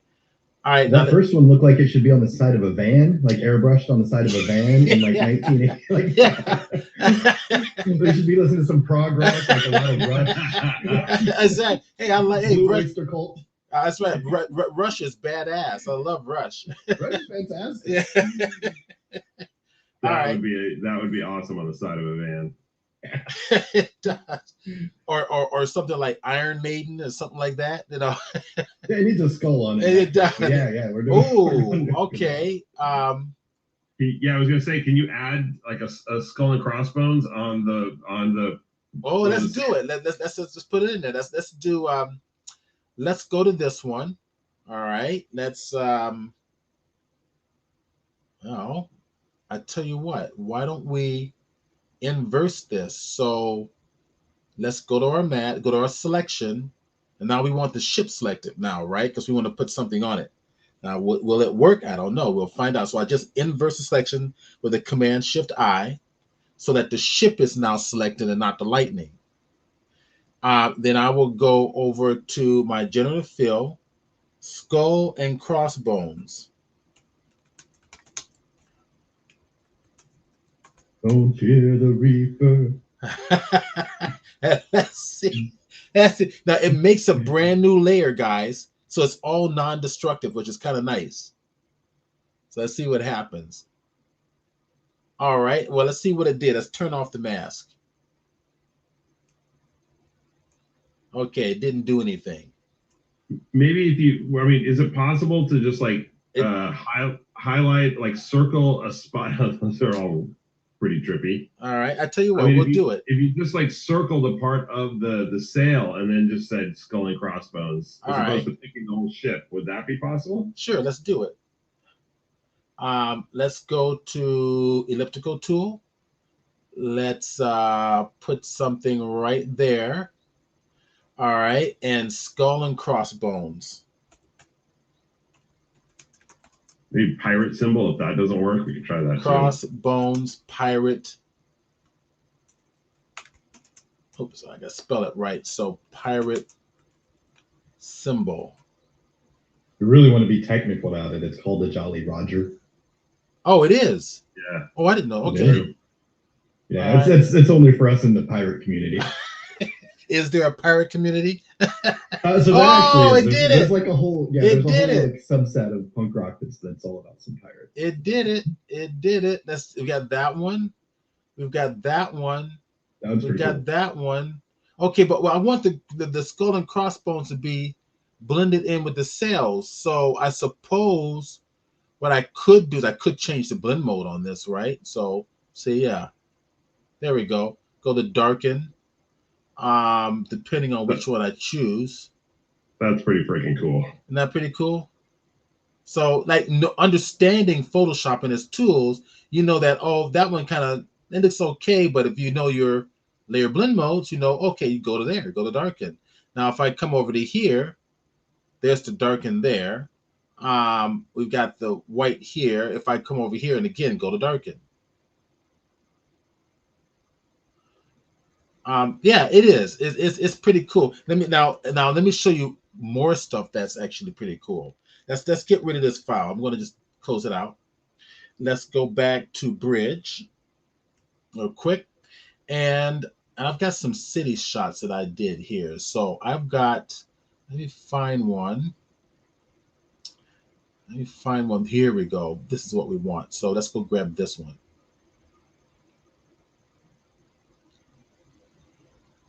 Come on. All right. So there's my layer. Duplicate the layer. Command or Control J. I want to change this. I want to add more cityscape here. So hit my C key for my crop tool. I want to add more here and probably a little more up here somewhere. And hit enter. And that's going to be the space I want Photoshop to fill. So let's see. Let's go and Command A and do nothing. Let's just hit generative fill and see what happens. See, no prompt. Just put it in there.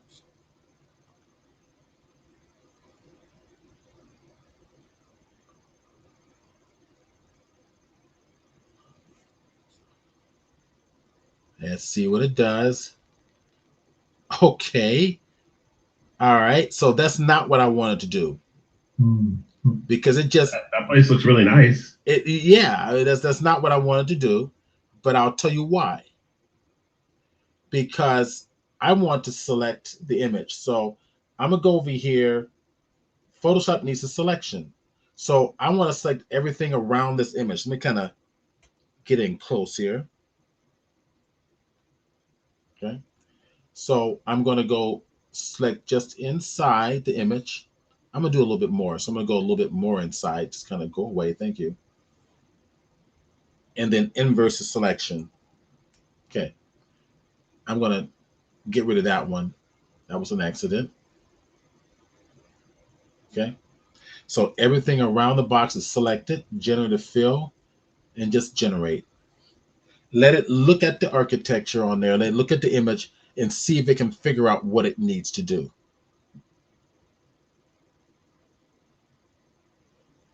Let's let it go. Let's let it go. And it's boom.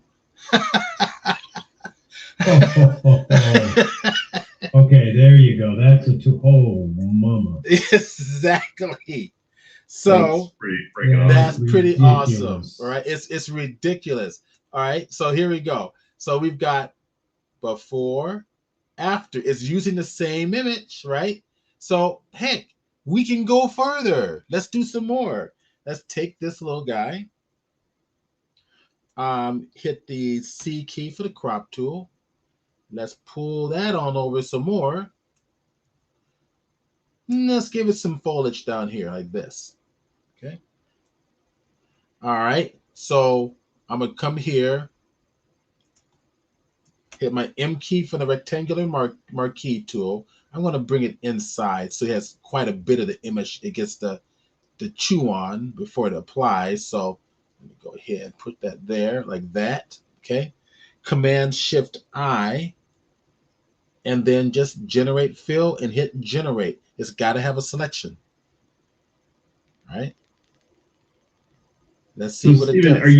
Are you selecting?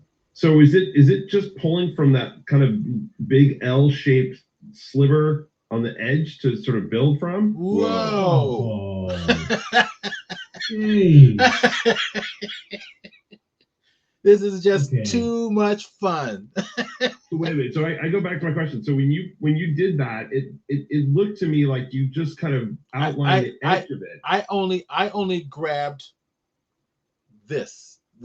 I only grabbed this outside, the L shape. Oops, come on. I hate it when it does that. Go away. All right, I only grabbed this L shape.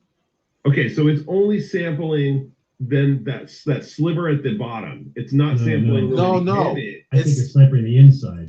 Thank you. That's correct. Okay. It's looking at the image and trying to match the image. Isn't that insane? Nuts. That's nuts. Just nuts. Okay, that's tools. What are the? Can you show us the other options, just out of curiosity? All right. I'm sorry, that's my fault. I forgot to show you. Okay, it's ready for the next one. Yeah. That one there. Oh, it's pretty damn good. With reflections and everything. Yeah. It's just nuts. It's nuts. And we do it again. Wow.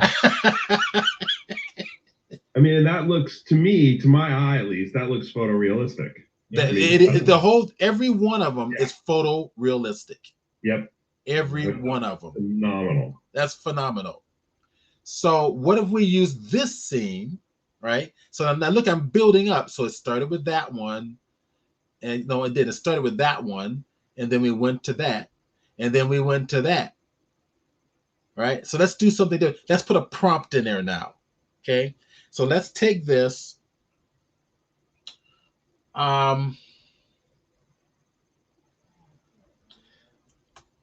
C key. I'm going to pull this here.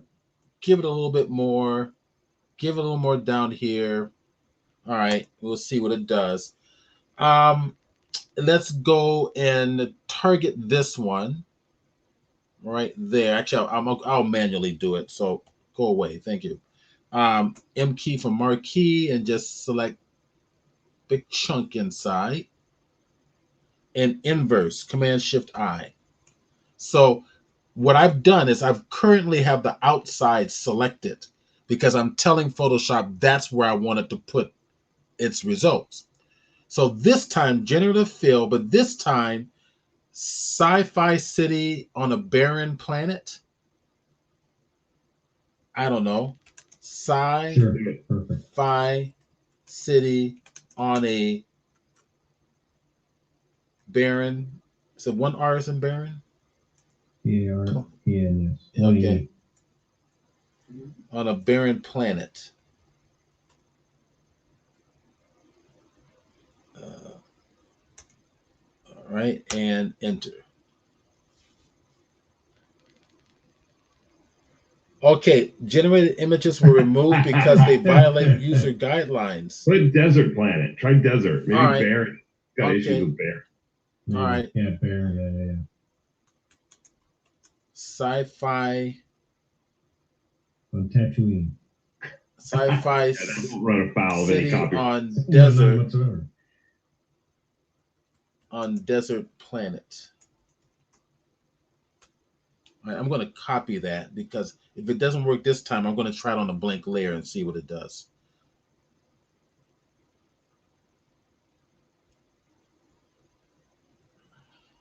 And Steven, is this? I know you said at the beginning it needs like a 1024 by 1024. Yeah. So what it's doing is it's restricting it to those outside areas. Let's do this. Let's duplicate this Jeff. layer. I like your Tatooine background.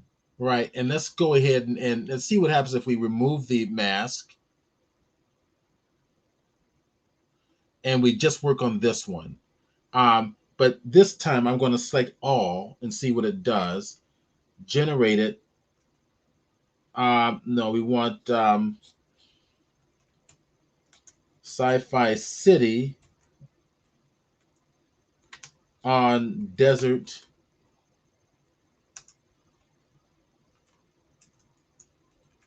planets. Text is so small I can barely see it. It may just completely overtake the whole image and do something on its own. So let's see what happens. Wow. So It looks like it kind of did that. Yeah. So if we go, but it kept the towers,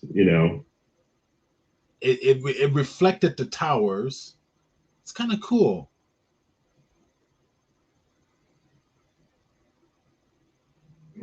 Exactly. It's kind of like, huh? It's got the individual rectangular subject matter here, which reflects the city. And the same for this one. Oh, that was cool. That's very cool. Huh.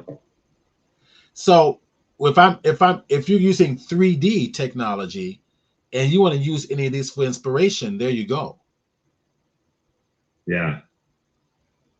Yeah, it's freaking amazing. It's pretty amazing. So I figured, let's try another image real quick. Let's go here. Let's go back to Bridge. Okay, we've got you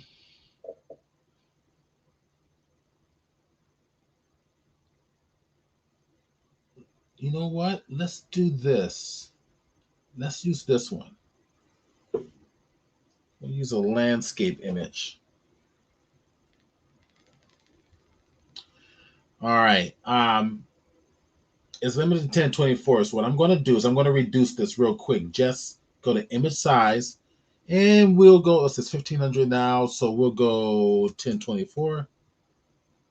There we go. Just to make it easy on Photoshop. Okay, there we go. Now duplicate my layer. C key. Let's get more. Now I want more of that cliff up there. I want more water and sky. I want more of that cliff. So I'm going to bring that on up. And I want more of that cliff on the right-hand side this way. Okay. Hit enter. Okay. There's my image. So right there. Okay. Now I'm going to grab my selection tool, get a big chunk of it on the inside like that. Inverse my selection because that's the area I wanted to fill, but I want to keep. I want this untouched, but I want to fill everything else out. So I'm gonna come over here to generative fill, no prompt. So if you have no prompt, that means it's gonna try to match your image the best that it can, and let's see what it does.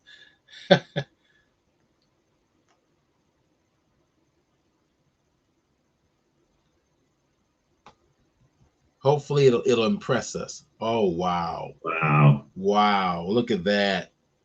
That's impressive. Yeah. That's impressive. I mean, there's no doubt. There's no doubt in my mind that's impressive. That's, yeah. I mean, just for like, That's I mean, I guess I'm trying to think like in video terms. Right. Yeah. Can we see the other options? Well, yeah, look at the other options. This is coming to video, dude. Yeah. I mean, yeah, for like set extension. I mean, you know, I only have to shoot. Look at this. Wow. That's super cool. That's very, very cool. So now I'm using all my time to composite things together to create something different. Now this can do a lot of it for me ahead of time. I mean, that's Let's generate again. Let's do it again. So we will actually, if what would happen if I'll just hit generate and see what happens. No selection.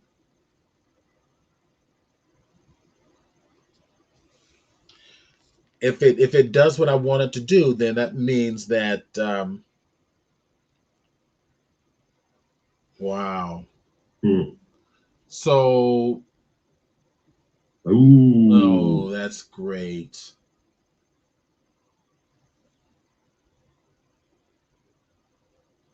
That's cool too. I like the buildings on the background. Yeah, so do I. In fact, let's do it again.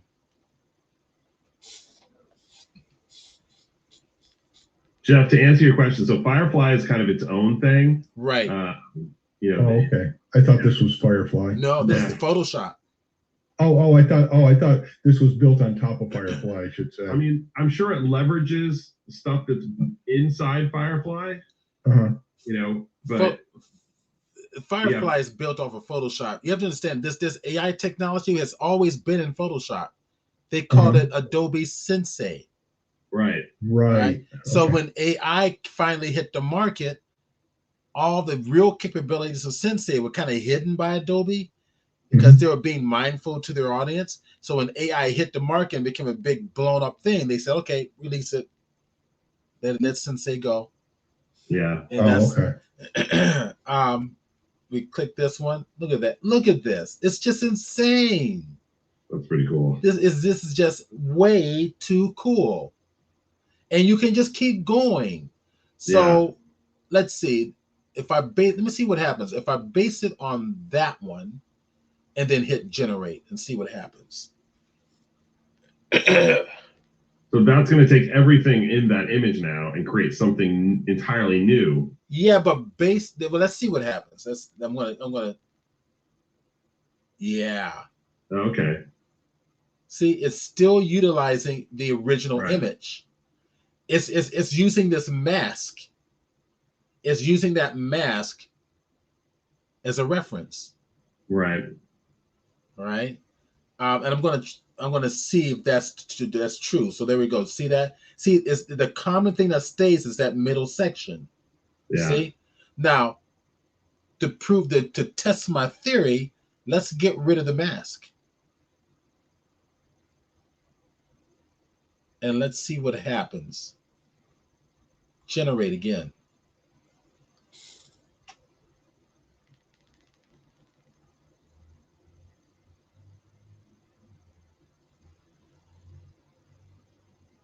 Yeah, I'd be curious. Ooh, that looks awesome. Oh, it brought back the mask. That's really interesting. I deleted the mask. So the mask, the algorithms for the mask is inside the AI layer. Oh. So that's what's going on here. So I tell you what, we've got let's put in castles. Let's go prompt. Let's put in castle. And let's generate and see what it does.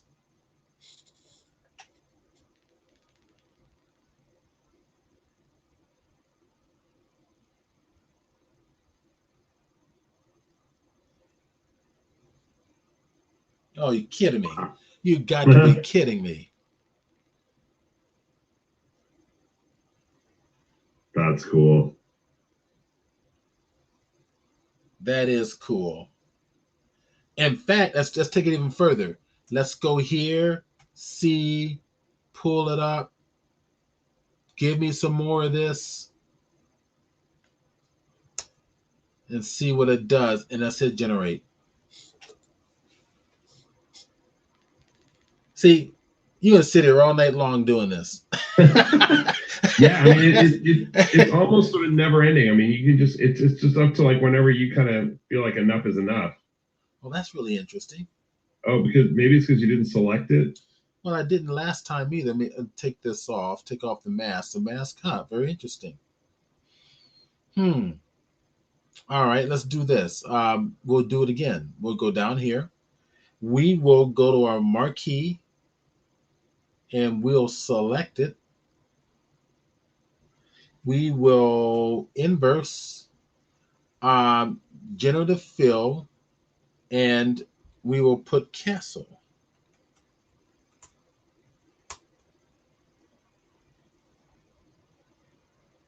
Maybe next time we'll put rocket ship.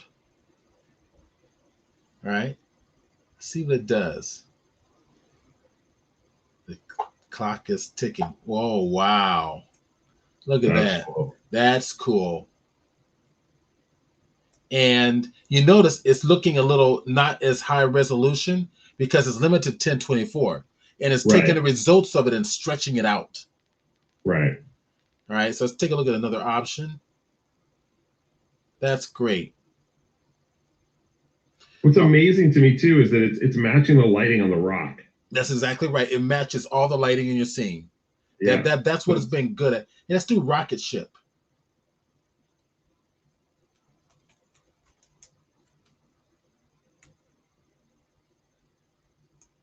Enter. Let's see what it does. Now take note that I didn't have to select anything. Mm-hmm. So once it creates once it generates data, I'm assuming it's gonna, oh, that's interesting. Oh, that's very interesting.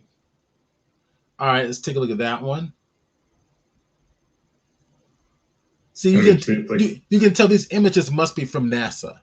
Yeah. All right, and it's trying to pull something together. That's weird. Isn't that weird? All right, so I tell you what, let's go. Can I go back? Undo that? Undo. Okay. What if I go back to this image again and do the same thing? I'm going to go Command-Shift-I, and this time, generative fill, we're going to put water wasteland. And I think we're out of time, aren't we? Yep. So we'll do one more, and then we'll wrap. Okay. This will be the last one. All right.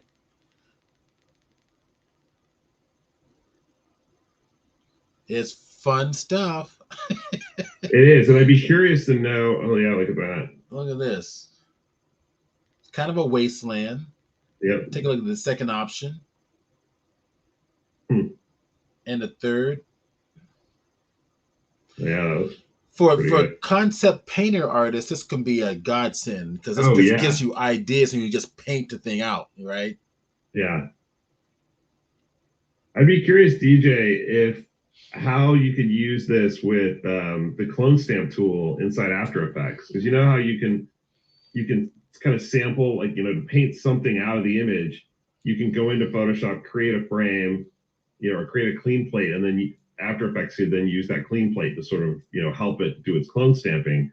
And I wonder if using this and generating something that looks a lot more realistic, you know, as opposed to just painting something out by hand and then using that as a reference in After Effects could help. I don't know. I think it probably would. I mean, I can't imagine that it would hurt. The only, you know, the only problem then is that it's sampling from something and pulling at a lower resolution, so you might get into some of that kind of issue.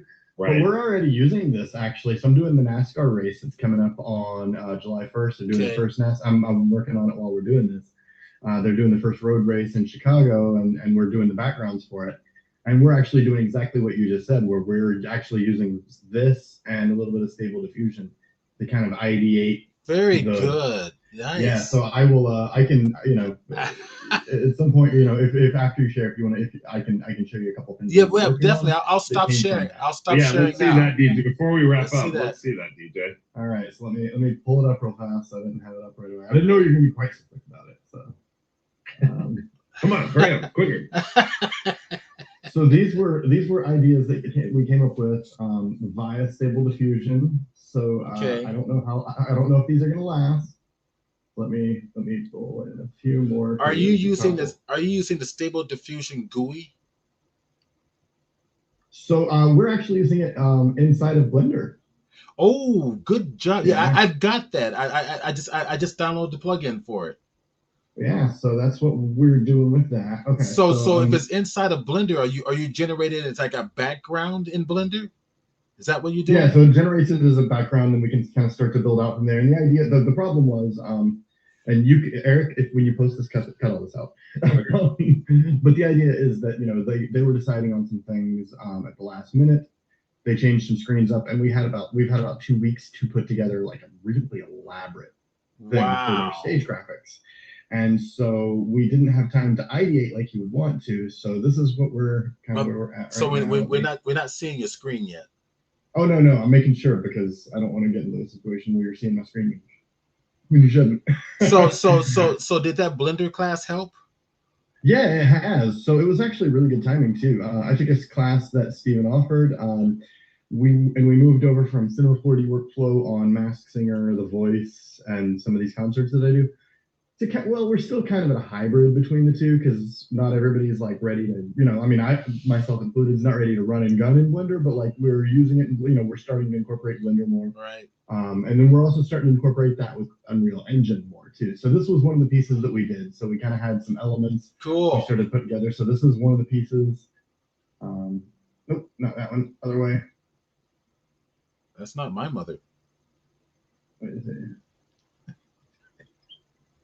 Yeah, so this is the other one. So the way that this big box here in the middle, the driver's going to walk out of that. From what I understand, he should be most drivers are going to be about halfway to 2/3 of the way up this. So that gives you an idea of how big these screens are. And this is going to be for the live event that goes on in Chicago, so it should be all right. But yeah, this was we used a lot of Stable Diffusion, and we used some of the generative fill to kind of come up with just ideas on how we could lay this out. Because at a certain point, it just becomes a bunch of arrows that started to freak us out. And we were getting kind of confused. So there's that, and then we've got the alternate look of that's awesome, DJ. The black version of that, and then this was some of the other ideas that ended up getting. This was these were they may still come back in some form, but that they wanted a little bit more depth and layers that were going in with it. Okay. And having this back wall front, top ceiling design. So this has been what I'm working on for the past couple weeks. But yeah, and this was generated. Not this was generated by me, but these ideas we used it as a starting point that we had come up with from AI because we just they took away. We had screens of a certain size. They changed the screen size on us on I think it was the 17th or 18th, and so we just didn't have time to ideate custom stuff like should have been the case. So instead, we started bringing up these ideas. We had, we knew we had some elements, these chevron pieces that they wanted, so we were able to bring that in and start doing that kind of stuff. Right.